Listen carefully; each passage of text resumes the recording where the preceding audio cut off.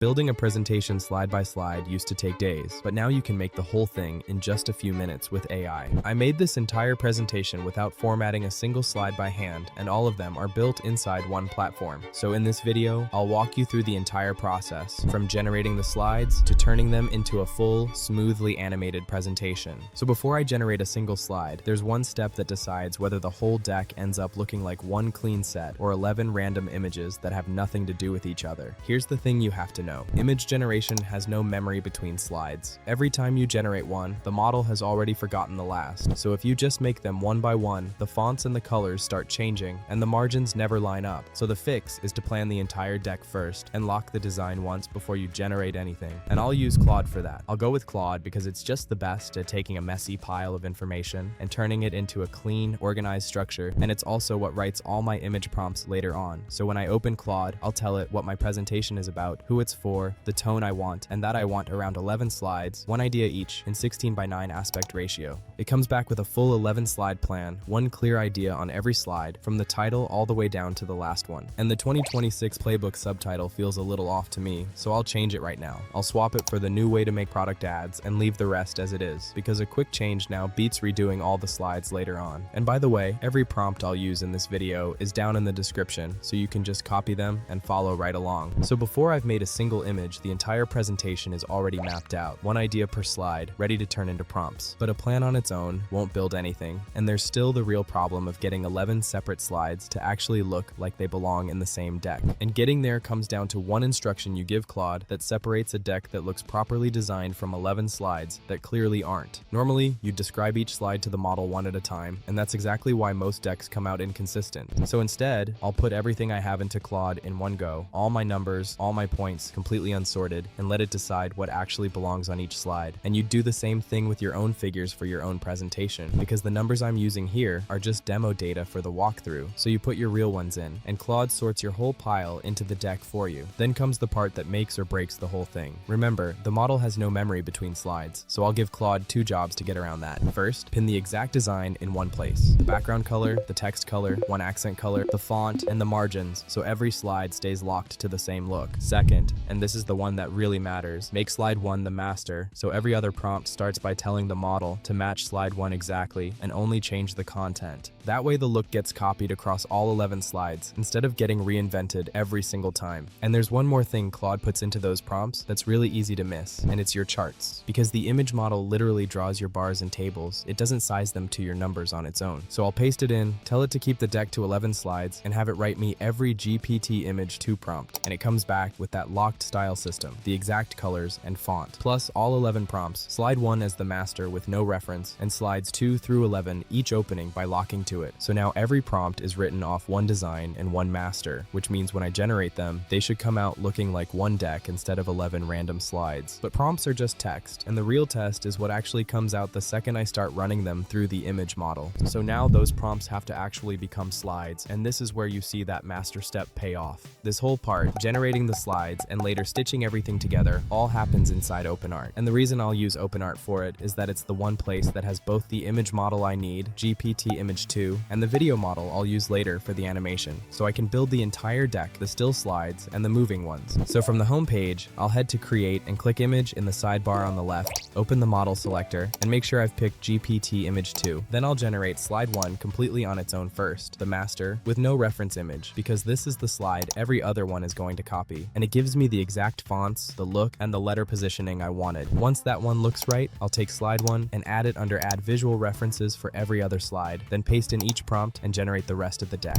And I really like how it comes out, because the figures are exactly right, and every slide keeps the design of the first one, so the whole thing looks like one continuous presentation. And this is the one part you cannot skip. Text and numbers are exactly where image models slip up, so the second your slides are generated, you go through and read every single figure on every slide. Any slide where a number or a label came out wrong, you just regenerate that one until it's right. And the busier slides, like the comparison table, are usually the ones that need a couple of tries. Once every number checks out, I've got the full 11 slide deck, every slide matching and every number correct, all as clean images. But right now, nothing on the deck actually moves, and a couple of these slides would hit harder if they did. And the mistake here would be to go and animate all 11, because most of them are better off as clean frozen slides. You only animate where the motion actually adds something, and for this deck that comes down to just 2 slides, the 4-step workflow slide, and the time comparison. Those two earn it because they both show something that comes across stronger when it builds up in front of you. The workflow filling in step by step, and the time bars growing out to show the gap, while the rest are just facts that don't need to move at all. And the way you animate them is the part that matters, because instead of moving the whole slide from scratch, you build it in. You take the finished slide as the end frame, and you have Claude write two things for each one: a start frame, which is just the same slide emptied, and a keyframe prompt that describes how it fills in from that start frame to the finished slide. So I'll head back to Claude and ask it to generate the animation prompts for slides 4 and 6. So now I've got a start frame and a built-in prompt for each of the two slides, ready to actually put into motion. But a start frame and an end frame don't do anything on their own. You still need the tool that fills in everything between them. Now this is the part most people get wrong, because if you just tell an AI to animate a slide full of text, the numbers come out warped and barely readable. The way you avoid that is by controlling both ends of the animation yourself.